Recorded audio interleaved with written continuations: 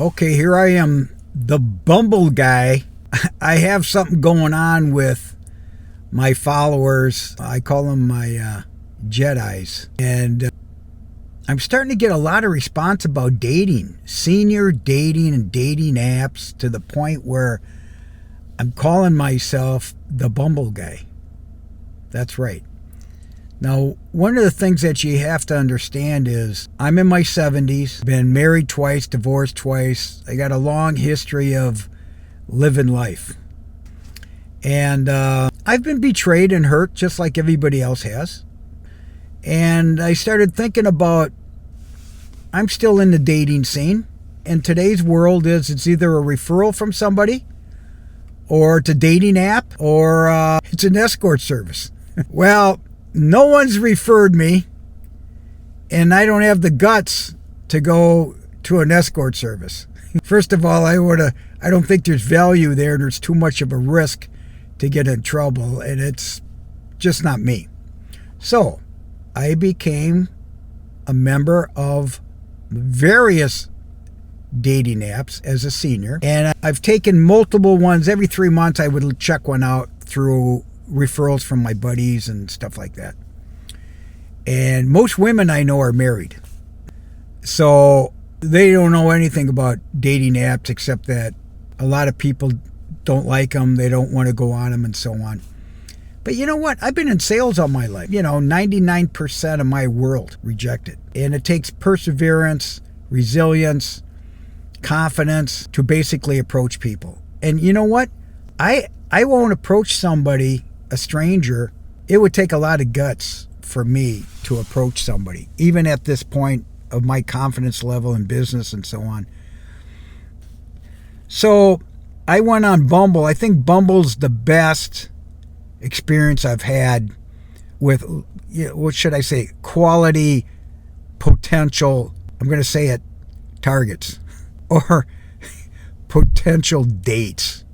And I would say I've rejected 99%. I'm going to say it because I have basically a strategy to succeed, because I've been through lust phases, I've been through love phases, and I've been in litigation phases in divorces. And once I started this YouTube channel, I've jumped around a lot. But what's really in subjects and topics, because YouTube basically is to educate people, come up with solutions, and encourage people, and also inspire. And it's an upgrade from TikTok. TikTok is very quick, and you're really not providing, let's call it, solutions or opportunities and so on. Like YouTube is more, what I'd say, upscale. So I started talking about my past, my 50-year experience in mergers and acquisitions and in printing industry. I've had multiple careers, probably 8 in my 50-year business career. And by the way, YouTube is a business for me. I've more or less monetized as a business channel. And I got books, I got downloads, and a few other things. But the reason for this video is basically to introduce the strategy of dating as a senior. That's right. And I've had it looked at by my marketing team, and I have a draft right here, and I'm going to read it off, and I'm going to offer it to my memberships, my subscribers, and people that are interested in this subject, which is finding love. And it's basically my roadmap that I put together after all these years. And I've been in business for so long, as I mentioned, that I've always had a strategy. I've always had a strategic plan. I was brought up with strategic plans, and that includes my own personal career, my financial goals, my aspirations of raising my kids, and trying to do the same thing. And when it comes down to education, encouragement, and empowerment.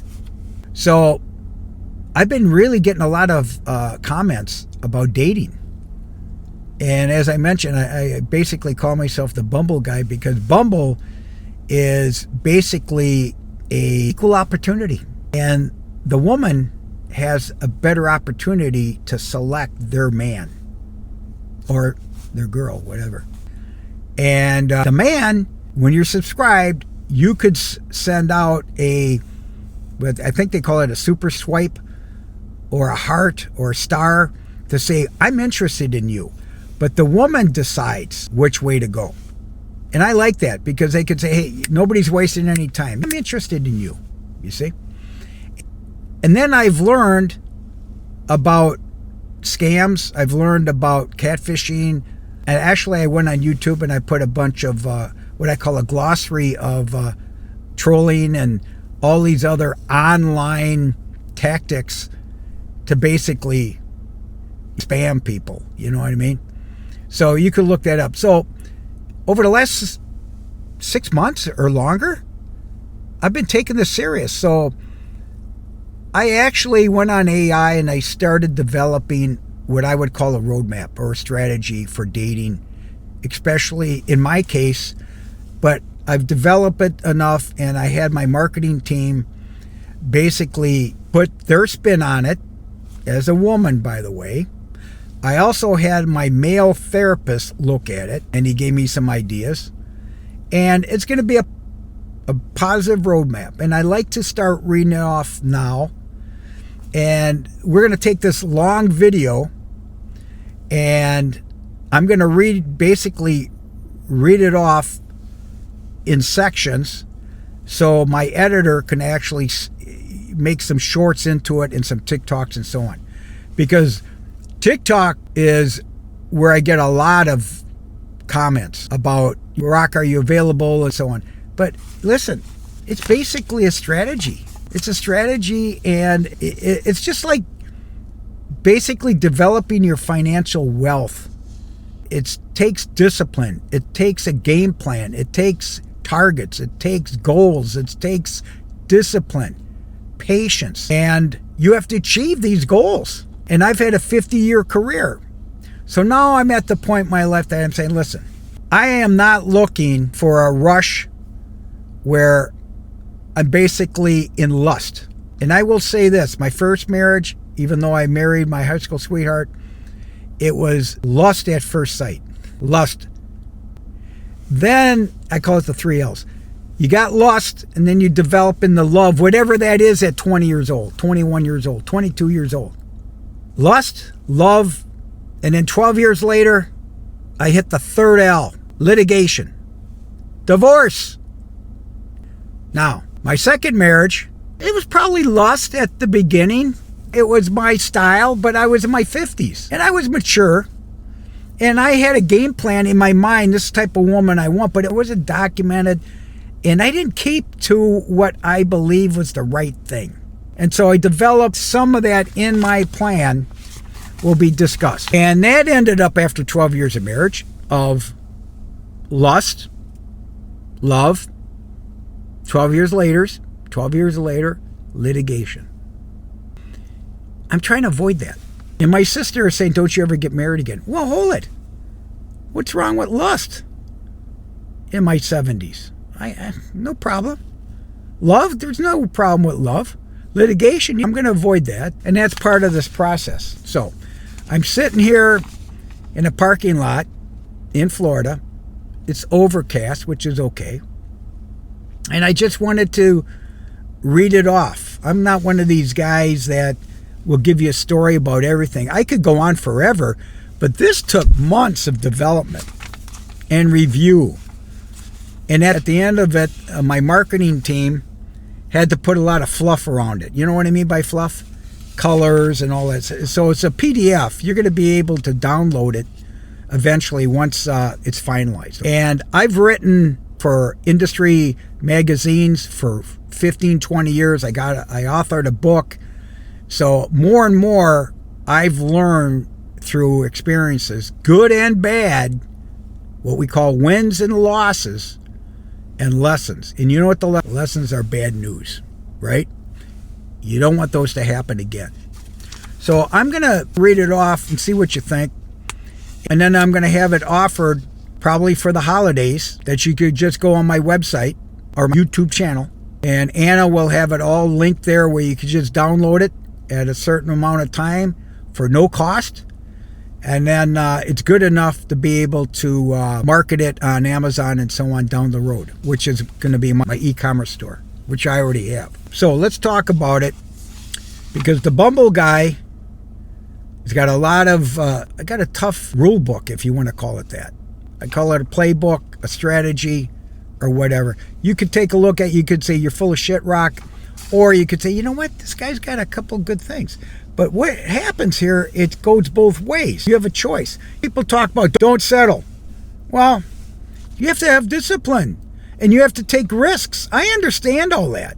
But I'm trying to avoid at my late age to have any more issues, because what chance do I have in my 70s that I'll find love again without negativity and chaos and litigation and all that shit? See what I mean? So I've changed the rules in my own thought process, and I want you to refer to this if it's of interest. So here it is. Anna named it, see, I wouldn't have named it this, but she did. Finding Love Later in Life. By the way, Anna's in her 40s and married, but she knows people, a lot of people. So I think that's what she called it. Finding Love Later in Life. She put a little heart on it and all that. This would be very colorful and so on. I just ran it off black and white. But she's a marketer. She'll finalize it, make it look real pretty. And it's a keeper. It's something that you would keep. All right? And you go on Bumble, you go on Match, you go on any of these apps, or when you meet somebody, I think you might like it.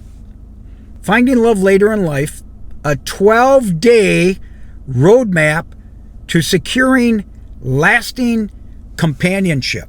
Now, Anna asked me, because we went over this, she goes, why 12 day?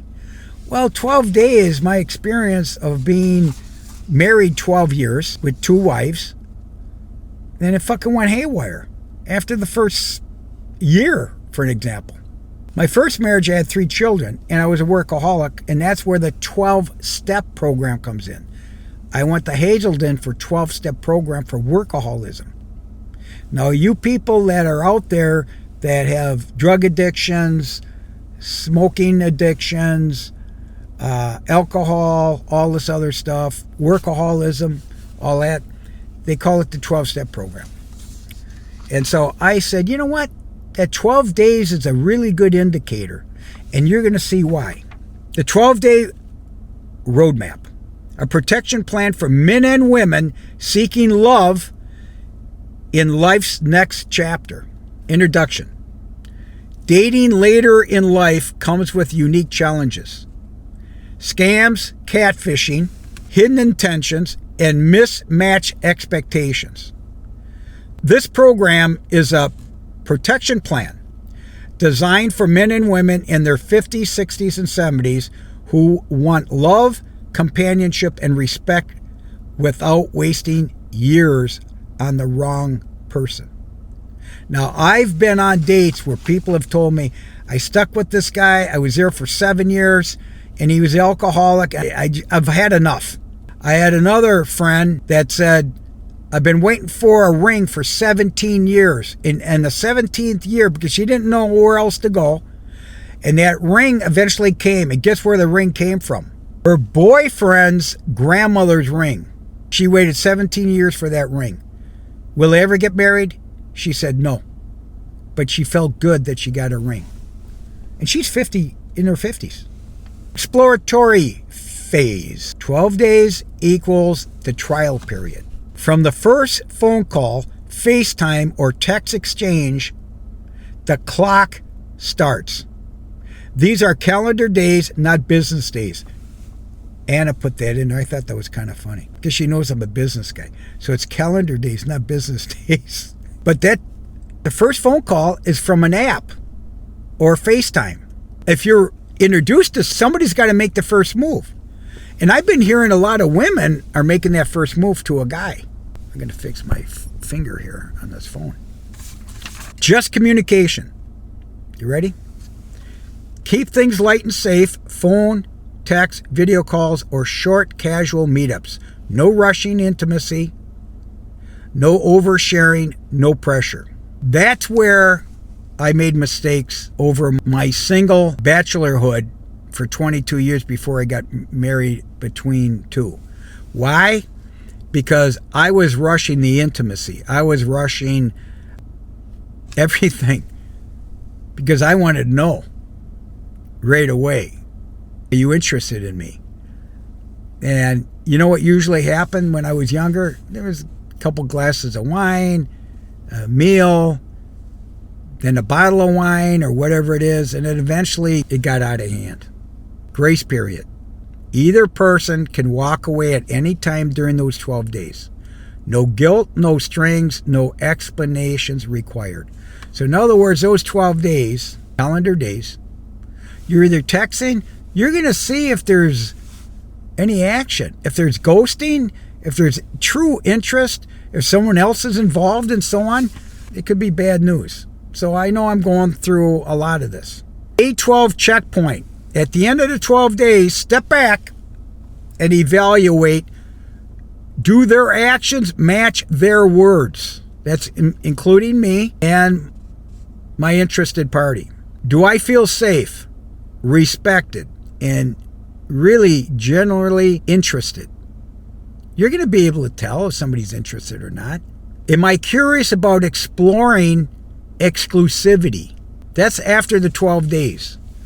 You're going to know 12 days is a little bit less than 14 days, but you're going to know. And let's just say, in the past you go on one date and you're wondering, well, can I have your number or whatever? Hey, that's all part of it, man. But I want everybody to know that this is what I'll send out. I'll send this out to them. If anybody's interested in me, I'm going to send this out. Or on the first serious date, sit down over dinner, I'd go over this. Would this be intimidating for most? Maybe. But then some are like, you know what? I know exactly what this guy means. I've been there, done that.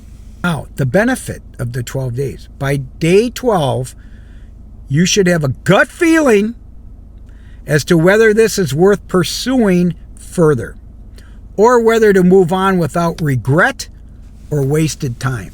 Now, if it's a hookup and there's interest, it might only be that, but everybody should know it's over and this is all we're looking for. And there's nothing wrong with saying that. And if you do say it, then respond.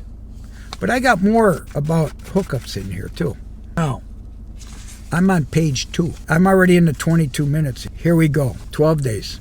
Where to meet people safely. I'm always concerned about where to meet people as I've aged, because you can get in serious trouble with one phone call, either party. And even picking up people and all that. I've always got that in the back of my mind because, man, times have changed. When you're in your 70s, it's a whole new ball game.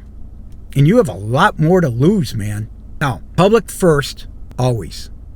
In other words, meet in public. Choose open public spaces. Coffee shops, restaurants, parks, community centers. First meeting should never be in someone's home. Use group settings to your advantage. Community events, faith groups, volunteer work, fitness, classes, or interest clubs naturally filter for shared values and provide safe introductions. Be smart with apps. If using Bumble, Match, or others, treat them as introductions only. Vet carefully. Take your time and never rush into sharing personal details. Video before in person.